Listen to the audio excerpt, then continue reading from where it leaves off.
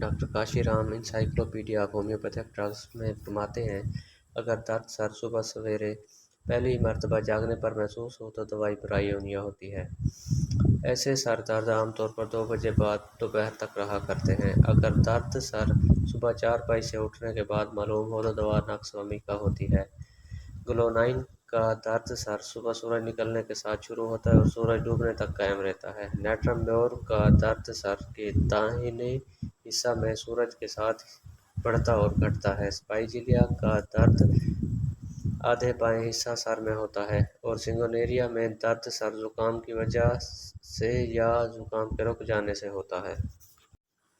درد کمر کے حوالے سے ڈاکٹر کاشی رام فرماتے ہیں کہ درد کمر کے لیے ریسٹاکس ہی بہترین دوا ہے، چاہے درد حرکت سے کم ہو یا نہ ہو، مگر یاد رہے کہ اگر حرکت کے آغاز پر تکلیف اور مسلسل حرکت سے درد کمر میں آرام ہو تو کلکیریا فلور دوا ہوتی ہے۔ اگر کمر میں یکایک درد پیدا ہو جائے تو اسکیل کار عموماً درد رفع کرتی ہے۔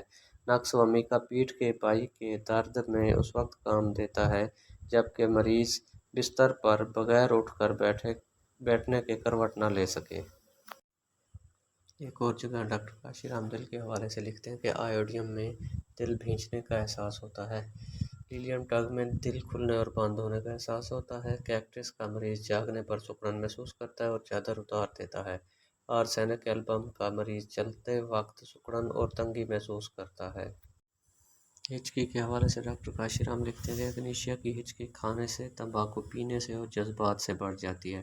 ہائیوسیمس کی پیٹ میں عمل جراحی کے بعد، سٹرامونیم اور اوریٹرم میں گرم اشیاء پینے کے بعد، آرسینک اور پلسٹیلا میں ٹھنڈی اشیاء کے بعد، ٹیو کریم میں بچوں کو دودھ پلانے کے بعد ہچکی شروع ہو جاتی ہے۔ Doctor Kashi Ram doctor T F Allen کا حوالہ دیتے ہوئے لکھتے ہیں کہ اوپیم کا بخار ایکونائٹ سے بہت ملتا جلتا ہے۔ اوپیم کے بخار میں بخار بہت تیز بغیر کسی ورم کے ہوتا ہے۔ اس میں خاص نشان یہ ہوتا ہے کہ پیاس بہت تیز ہوتی ہے اور نیند کا غلبہ حد سے زیادہ ہوتا ہے، مگر ایکونائٹ کی طرح بے چینی، ڈر اور پریشانی نہیں ہوتی۔